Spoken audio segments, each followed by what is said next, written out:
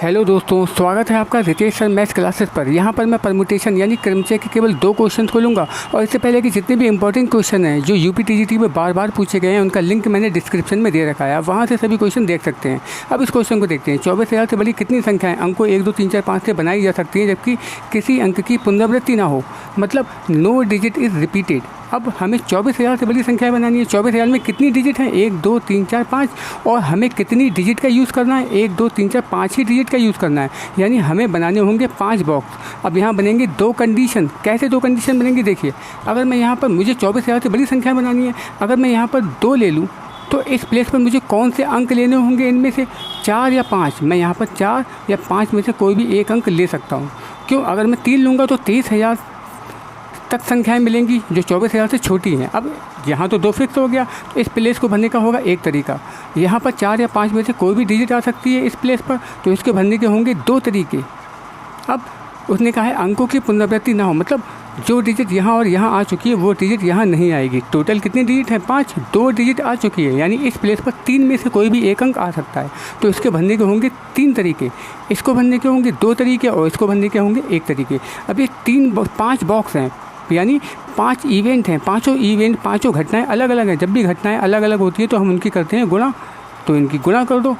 2 3 6 दूनी 12, कितना आया टोटल? यानी टोटल 12 संख्याएं पहली कंडीशन से बनेंगी। दूसरी कंडीशन देखिए, अब हमें 24,000 से बड़ी संख्या बनानी है, तो इस प्लेस में मैं 3 या 4 या 5 में से कोई भी एक अंक ले सकता हूँ, तो इस प्लेस को भरने के कितने तरीके होंगे?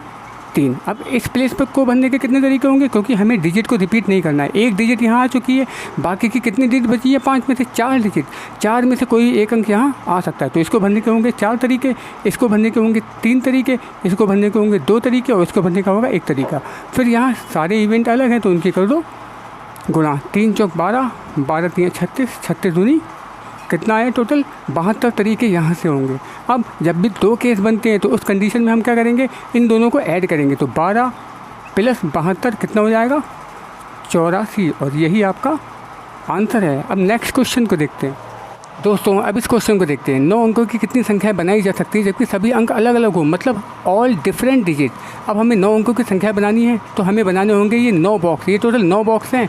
अब टोटल कितने अंक होते हैं? 0 1 2 3 4 5 6 7 8 9, तो टोटल ये 9 तक 10 अंक हैं। टोटल गिनेंगे तो ये टोटल 10 अंक हैं। अब इस प्लेस की बात करते हैं।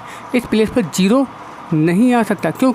क्योंकि कोई भी नंबर 0 से शुरू नहीं होता है। अगर हम किसी भी नंबर को 0 से शुरू करेंगे तो ये 9 अंकों की संख्या ये 8 ही अंकों की रह जाएगी, तो यहाँ 0 नहीं आएगा। 1 से लेकर 9 तक कोई भी एक अंक आ सकता है, तो 1 से लेकर 9 तक 9 डिजिट है, तो यहाँ पर 9 में से कोई भी एक अंक आ सकता है। अब इस प्लेस पर 0 आएगा, एक अंक यहाँ आ चुका है, 10 में से कोई भी एक अंक यहाँ आ चुका है, तो इसको भरने के कितने तरीके होंगे? इस प्लेस को भरने के 9 तरीके, क्योंकि यहाँ 0 भी आ सकता है।